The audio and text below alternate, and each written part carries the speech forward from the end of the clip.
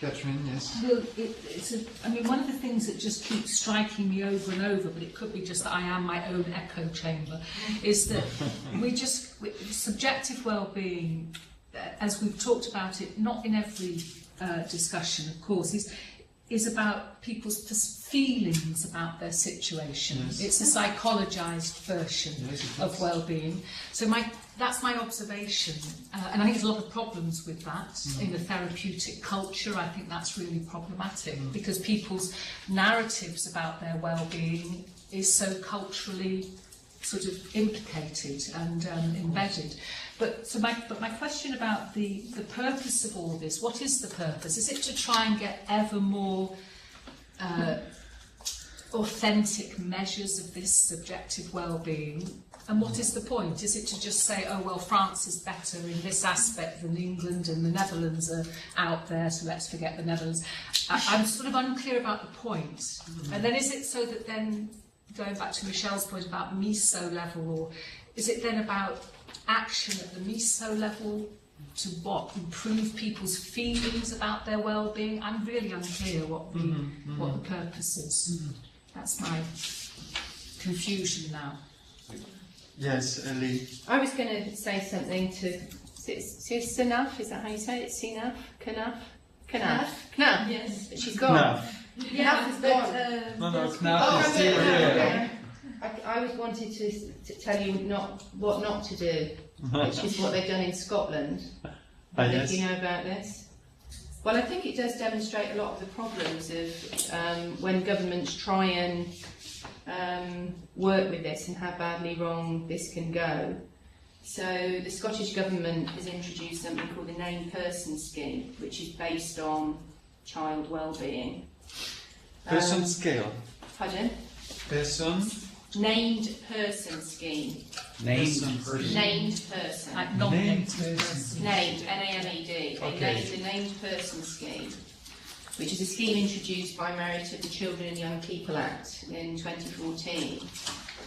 And what that says is that children and young people from birth up to 18 or beyond, if they are stood at school, have a named person, and that relevant public bodies cooperate with the named person by sharing relevant information with the named person where there is a risk of the well-being of a child or young person being impaired.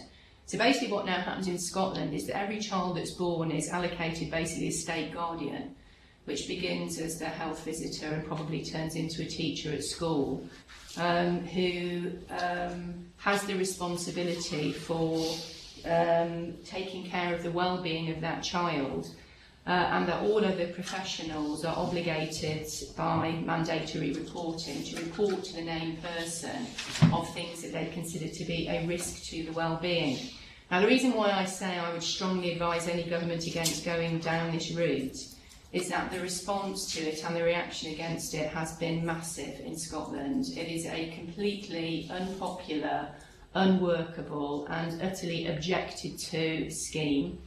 There is a very active campaign against it called No to Named Persons, which is organised basically by families who see this as a huge invasion of family privacy and an overriding of the idea that parents have something to do with their children's welfare or well-being and actually are interested in them in some way. So there's huge objections on that front. Also objections by professionals who consider it an overriding of their actually complicated professional understanding of a minority of families who face extremely difficult situations where the children have profound disabilities or they're from particularly poverty-stricken backgrounds. So social workers, for example, have reacted very strongly against this as well.